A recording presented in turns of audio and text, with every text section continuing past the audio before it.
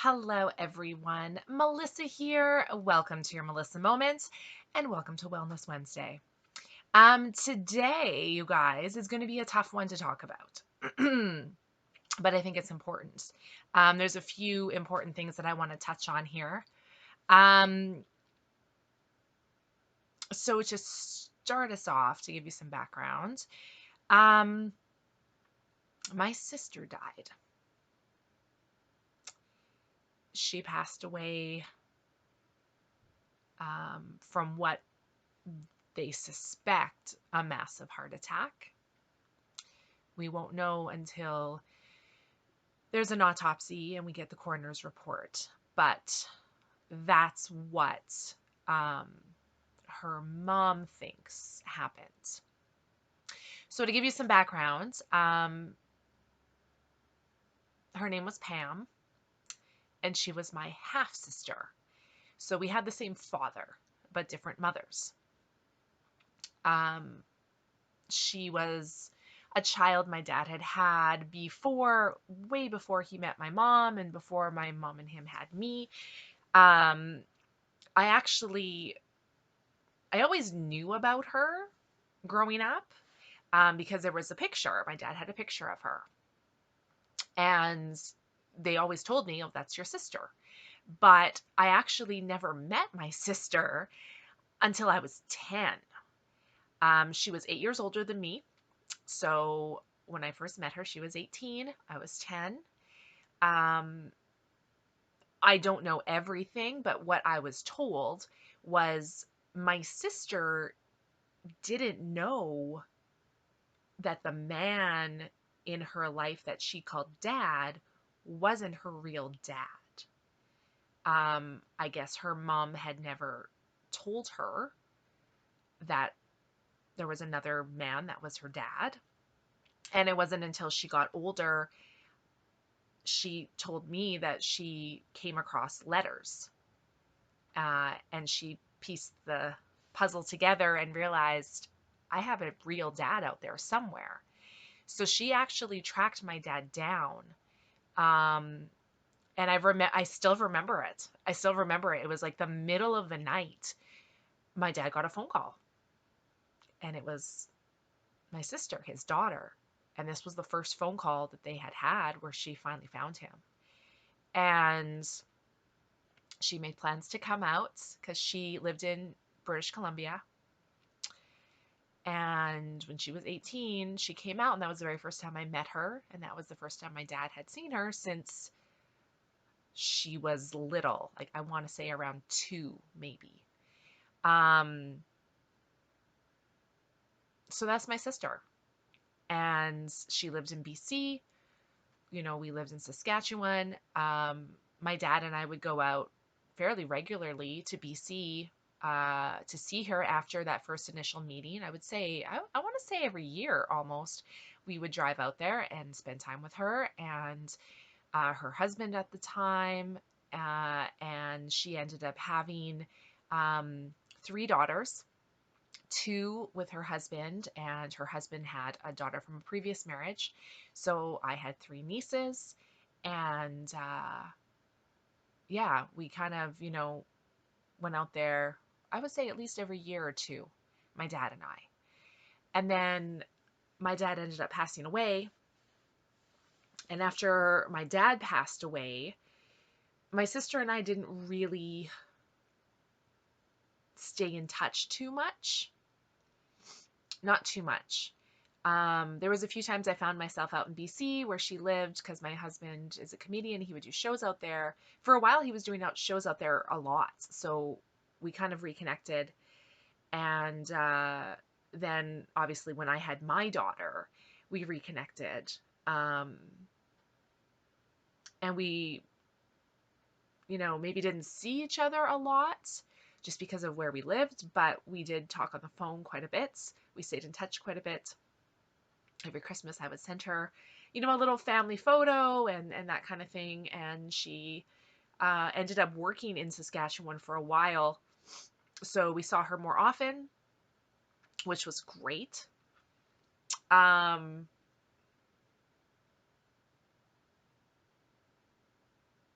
And I probably talked to her about 3 or 4 weeks ago. I talked to her. My daughter got to talk to her. She loved my daughter so much. And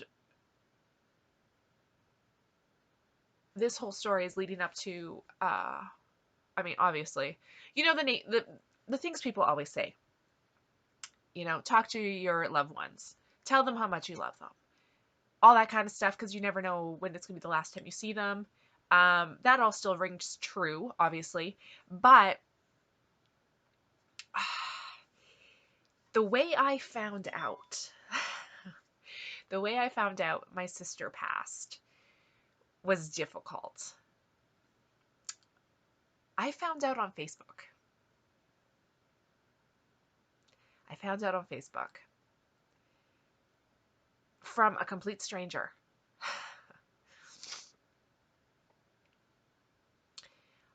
I don't even know why it came across my feed, because I wasn't friends with this person, but this person was friends with my sister. I guess maybe that's why it was on my feed. I don't know, because they had tagged her. So maybe that's why it showed up. I don't know.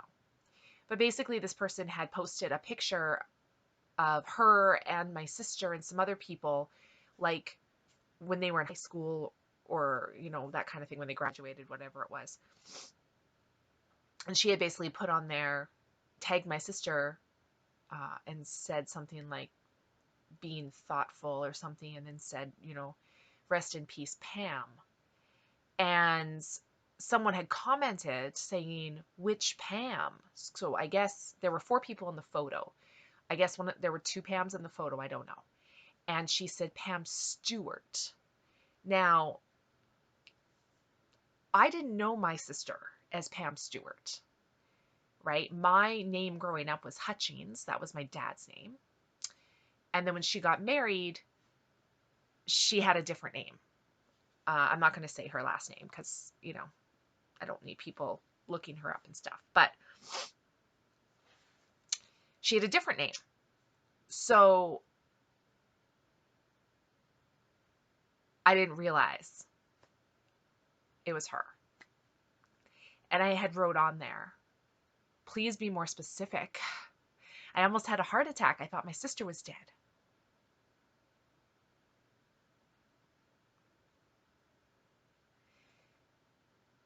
I put that comment. Nobody commented on my comment. But maybe an hour later, I got a text message from my sister's phone. And it was her mother. And it just so happened when I got that message, I was literally walking out the door to go help my stepfather get him to a doctor's appointment. And our aunts from Germany had just gotten in. There was a lot going on. I had my 7-year-old daughter with me. And I got a text, and I looked at my phone, and I didn't open the whole text. But all I read, because you know you can read a little bit of it, all I read was, "Hi Melissa, this is Rose." And it was at that moment that I knew. Because number one, why would her mother be contacting me? Number two, it was my sister's phone. I just knew.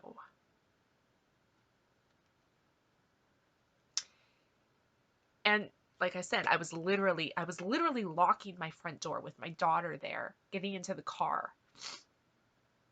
Sorry guys, I should have brought Kleenex. Oh look, I have some. And I said out loud, I was like, oh my God. And my daughter was like right behind me, right? So of course, she's like, what? What's wrong, Mom? What's wrong? And it was at that moment that I knew I couldn't say anything. That was not the time to tell my daughter. That was not the time to break down. That was not the time because I had other responsibilities at that time. And I said, "Oh, nothing, nothing. It's fine. I thought I read something, but I didn't. It's fine." So I had to put it in a box and put it away.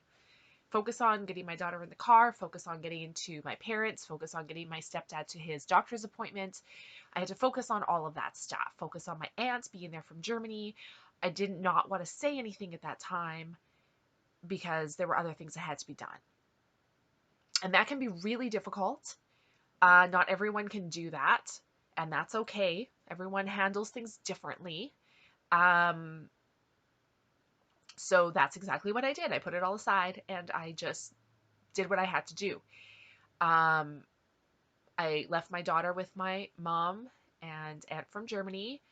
I took my stepdad to his appointment. Uh, he went into his appointment alone. I stayed in the car, and it was at that moment that I actually read the text from my sister's mom. And it had basically said, "I found your sister yesterday. She was gone. We think it was a massive heart attack. We won't know until we get the coroner's report. I'm so sorry." And that was it. Uh, it's hard because you're in a different province. It's not like I can just drive there. You know what I mean? Um, so I immediately called my husband, right, to tell him. And, my husband was great. Like, right away, he was like, "I'm coming home." I'm like, "No, don't come home. There's like, we can't do anything. There's nothing that we can do. We can't do anything. I'm not telling anyone because there's a lot going on right now. Now's not the time. But I wanted to let you know." And that was it. So I kept it to myself.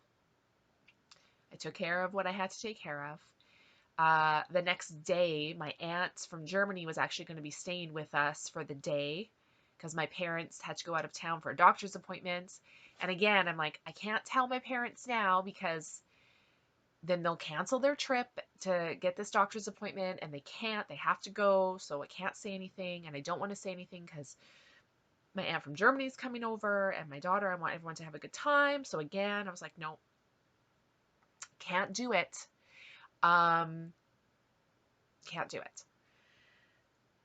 I got a few more details at that point. No funeral. They're going to cremate my sister, that kind of thing. And it's tough. My sister was 50. She was 8 years older than me. She was 50. That's really young. Now, to be fair, my sister didn't take the best care of herself. She was a smoker, had been forever since I met her when she was 18. She smoked. Um, did that have anything to do with it? I don't know. I mean, it couldn't have helped. Uh, my dad was also a smoker. My dad died from heart failure and lung failure. And now there's a chance my sister died from a massive heart attack. That's scary, right? Because you start wondering, what if that happens to me? Like, I'm going to be 43 this year. And I'm very different than my dad and my sister. I don't smoke. I am going to the gym 3 times a week. I try to watch what I eat. I try to be healthy. I try to do all those things. But it brings up a lot of fears, right? Um, so that's stuff for me to deal with. But another thing I wanted to bring up about this subject was things that I've talked about before. For those of you who don't know, I am a certified funeral director and embalmer. I have quite a bit of experience with death and dying, funerals. Also, I sold pre-needs, pre-arranged funerals for people who are still alive but want to plan their funeral. So I have a lot of experience with that as well. I also know some things about wills and life insurance and, all of those things. And that's kind of what I wanted to touch on today because my sister was 50. I mean, she didn't think she was going to die at 50. Who thinks they're going to die at 50? Nobody, right? Um, she was still young. She did not have a will, as far as we know. Did not have a will. Thankfully, her mom does think she had some sort of life insurance. Thankfully, because funerals are not cheap, right? Um, but I feel bad for my sister's mom because she has to deal with everything now, right? And that can be really hard for the people who, sorry guys, I gotta adjust here. For the people that are left behind, it can be hard because number one, you're grieving. Like she lost her daughter. I couldn't imagine. I could not imagine that. So you're grieving. You're dealing with all of that. Plus, on top of it, you got to do funeral arrangements. You got to figure out what are we going to do? Are we going to bury her? Are we going to cremate her? Are we going to have a funeral? Are we going to have a visitation? Or like, it's a lot. And not only that, she has to deal with everything else. My sister was not married. My sister lived on her own. Yes, my sister had 3 children, but they were estranged. They hadn't talked in years. Um, so essentially, my sister was alone. She died alone. If someone had been there, would she still be alive? We'll never know, right? Um, we have no idea. All we know is she probably died and wasn't found for days. She lived alone.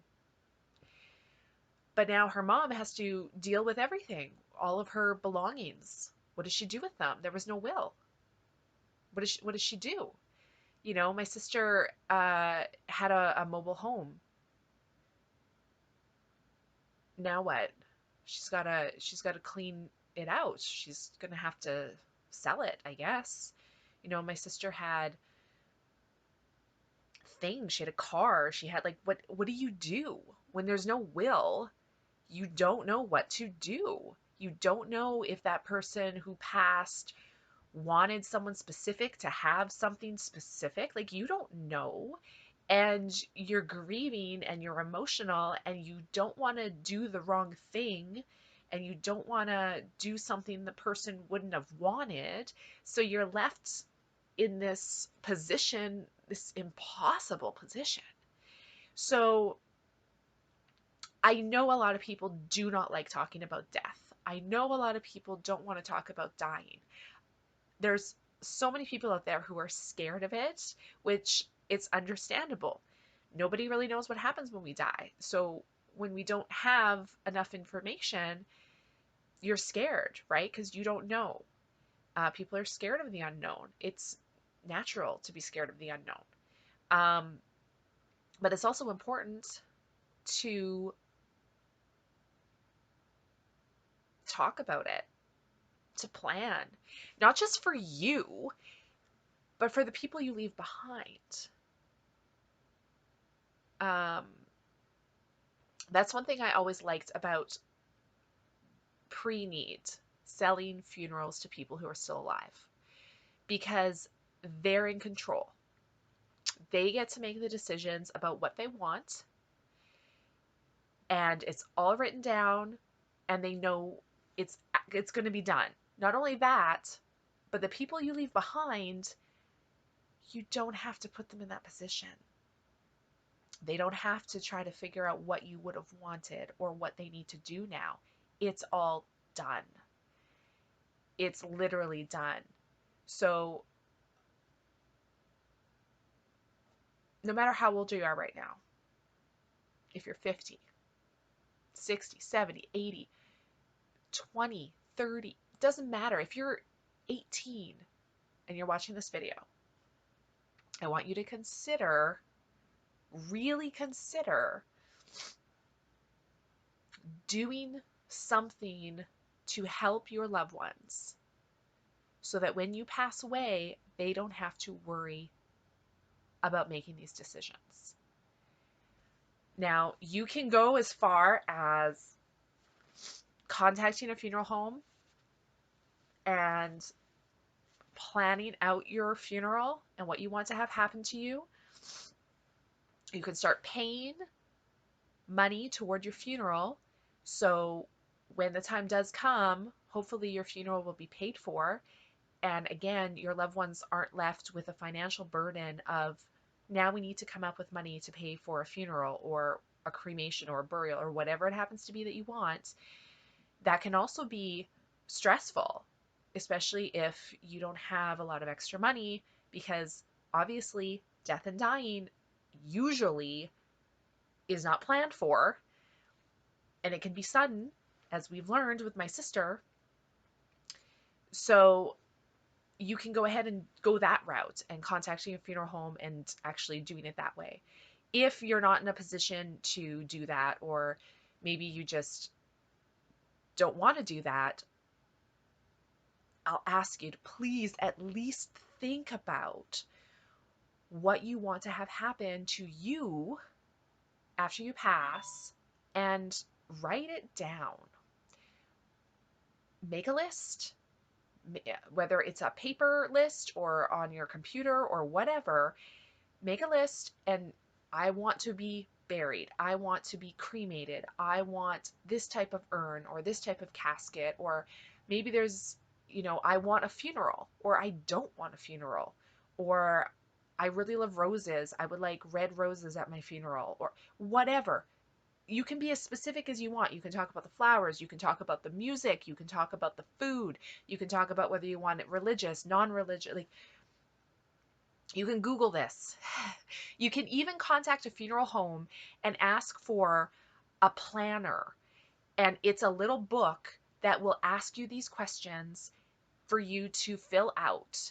It's free. The planner is free. You don't have to pay for it. You don't have to give the funeral home money for anything. But at least with this planner, your wishes will be down and written there, and then your loved ones will know. It goes through things that you're not going to think about. Things like passwords to things like Facebook. What's your Facebook password? What's your Instagram password? What's your Twitter password? Things like that that people don't think of, because if you're the only one who knows those passwords and you pass away, it's almost impossible to close your accounts. It's almost impossible. So your family should have access to those things. Someone should. Your banking information, anything else they need to know. Did you have life insurance? If so, which company is your life insurance with? They're going to need to know that to contact them.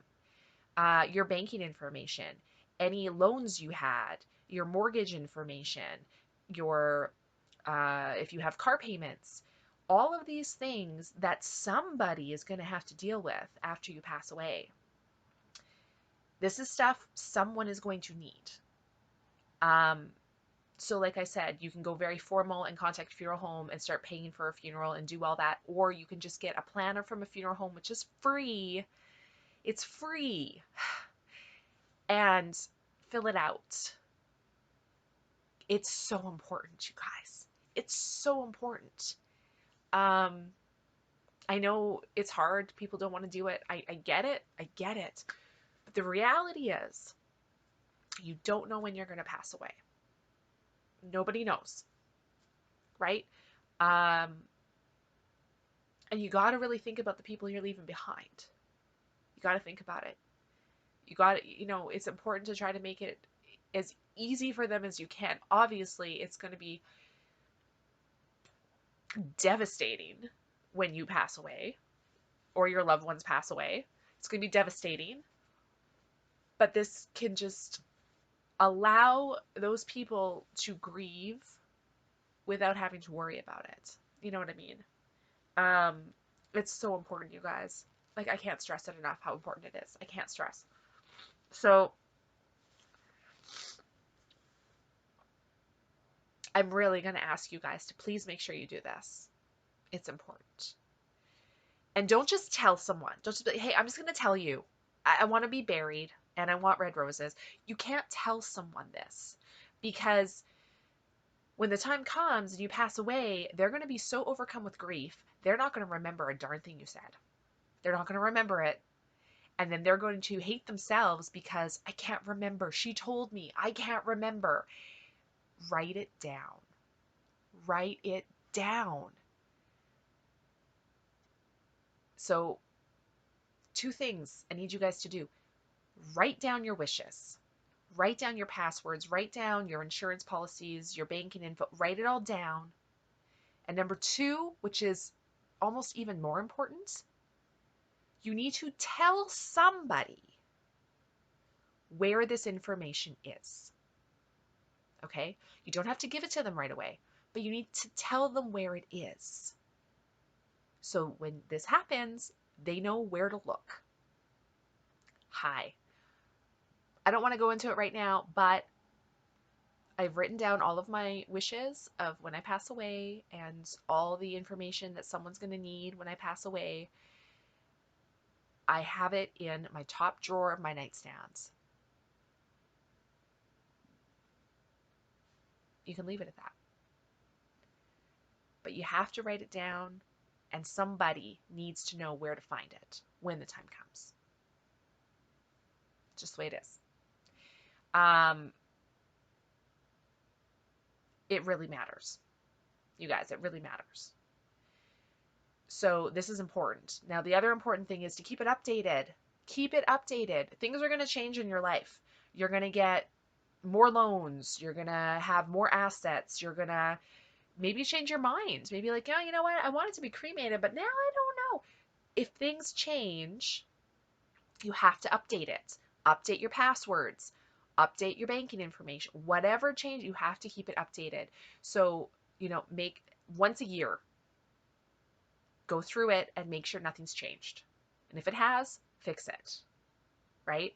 If you get a planner, do it in pencil. Don't do it in pen, do it in pencil because things will change and you will have to change things. It sounds like a lot and it can be really daunting task because no one wants to talk about death, you guys. I get it. I understand, but it's important. And sometimes we have to do important things that we're uncomfortable with because it's important. This is one of those things. So if you don't have a will, look into getting one. It's important. Write stuff down. Write down your wishes. If there's specific things you own that you want specific people to have, write it down. Write it down. I have my wedding rings. I want my daughter to have them. Whatever it is, write it down. Be specific. Be specific. It'll make it a lot easier for the people you leave behind. So that's the one thing I wanted to bring up today. The other thing I want to talk about, and I know this video is getting long, is children. I had to tell my 7-year-old daughter that her aunt passed away. Now, this can be difficult, again, because no one wants to talk about death and dying. Now, I feel like I had a slight advantage here. Slight advantage based on my educational background. I have always been very open about death and dying with my daughter since she was little. Little. I've taken her to cemeteries numerous times. I've explained, like, oh, your great grandparents are here, the whole thing. Based on my job, we talked about it a lot. Children are curious. They have a lot of questions, which is great because having questions and getting answers helps you understand things. So I feel like my daughter was fairly well prepared for this. We also lost our family pets 2 years ago, which was really her very first experience with death and dying of a loved one. Um, so this is really her second. And again, make sure the timing is right. I'm going to give you some tips. Okay. Now, obviously, every child is different. Depending on what they know and what they don't know, will also, affect how they process. Um, so make sure you know not everyone processes grief the same way. Not everyone does. Okay. Um, everyone's different, children included. And again, this is going to be tough. Okay. My advice is be honest with your children. Children are smart. They're so smart, you guys. Um, be honest, but, you know, also age appropriate. For example, I didn't tell my daughter that her aunt died and it had been days since they found her. I didn't say that. But I did say, you know, my daughter knew. She knew. She's so smart. I just, um, okay, tips. Here we go. Number one, timing is important. Timing is important, especially with children because they associate. So, for example, maybe don't go for ice cream and then tell them someone died because they might associate ice cream with that feeling. You don't want to do that, right? Number two, don't tell them right before bed because now they're alone in their room. Don't tell them before they go to school or before they're going to a party or an event. Don't do that either. Do it at a time where you're with them for a while. So if they have questions, you're there. Also, so they're not alone. Um, I chose to tell my daughter this morning when we woke up. I chose to tell my daughter. And we sat down together. We were very close. I held her hand and I made sure there were no distractions. Turned off the TV, iPad, whatever. Just the two of us. And I started by saying, I need to talk to you about Auntie Pam. And that's all I said. I need to talk to you about Auntie Pam. And right away, she looked at me and she goes, she's gone? And I said, yes. And my daughter said, she died? And I said, yes. And my daughter's immediate reaction, which, like I said, people grieve differently. And my husband does this too. When it's something really hard like that, the first response is to try to be funny because it hurts too much. So her first response was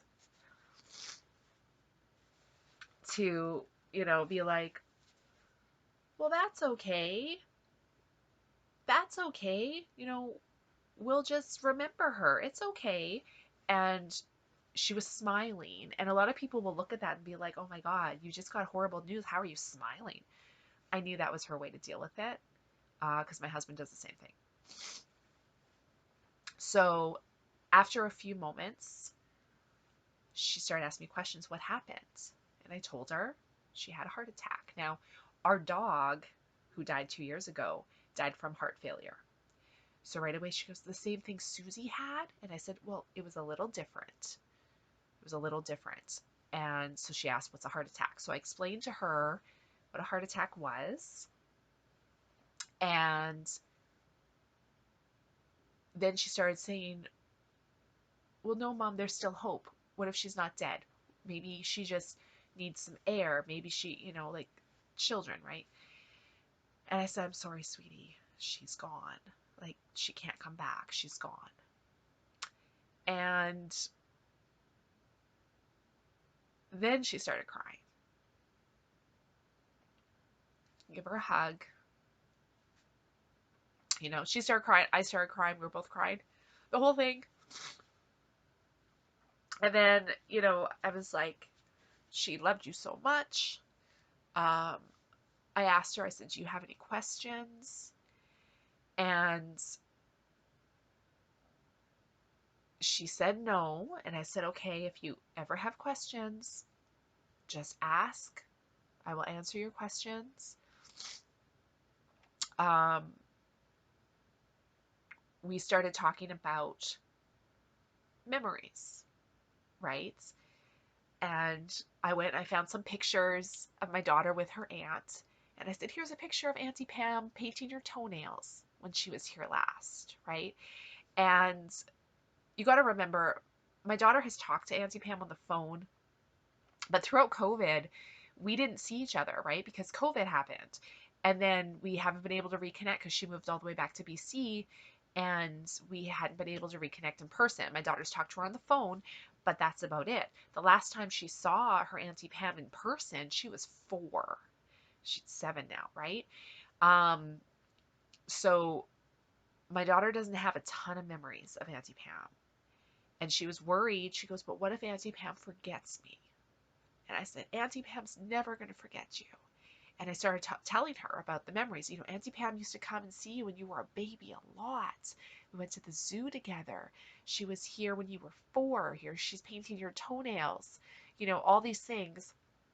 And my daughter was like, yeah, I remember that. I remember this. I remember that. And I'm like, yes, right? And then we were just sharing memories and, oh, remember when Auntie Pam said this or did that? And we'd laugh. And, it was just one of those things. So, uh,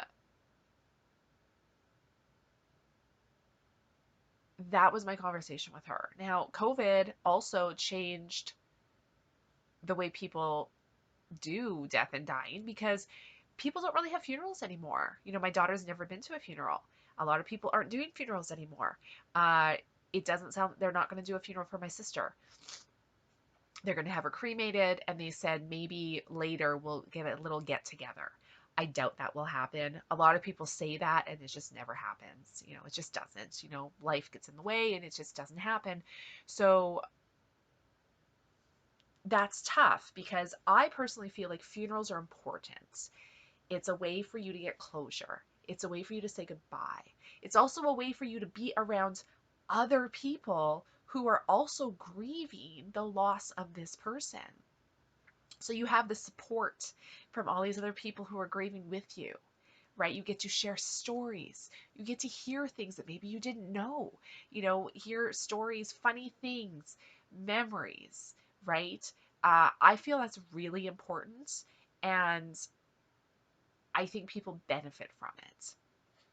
It's tough because my daughter's never experienced that funeral like that. So that's hard. I wish there were more funerals so we could do that. But that's just the way things are now. Um, so that's how I handled telling my daughter that her aunt had passed away. Um, again, it wasn't easy, but it was important. And, my daughter knows that I'm here for whatever. Uh, she will have more questions. I'm sure she will. But that's kind of what I wanted to talk to you guys about today was planning for when you pass, having a will, how to talk to children. Um, now again, everyone's different, okay? Um, and this is hard stuff, you guys. So I am by no means an expert on any of this. This is just what I did, what works for me. Um, I know it's hard, but it's important. And if you're ever in this position where you don't know how to tell your children or talk to your children, There are resources out there to help you, to guide you, to give you some tips, things like that. But it's important. Um, it's hard, but it's important. So I hope you guys will really consider planning for the inevitable. It's going to happen to all of us. We can't get away from it. It's going to happen. Um, Make sure you have things in place to make it easier for people. Wills, wishes, life insurance, all those things are really important. And make sure somebody knows where to find all the information that they're going to need when you do pass away. Sorry, this was kind of a heavy video, you guys, but it was important to talk about. Sorry, I got a bit emotional there, but this is still very new. I'm still processing. And, again, grieving's not a linear line either. There's ups, there's downs.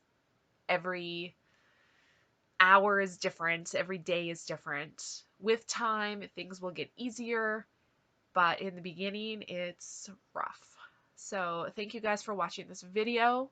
I hope it gave some insight. I hope it gave some tips that hopefully you will never have to use for, or at least for a very, very, very long time. But as hard as it is to talk about, it's important. So thanks for listening. We'll see you guys next time.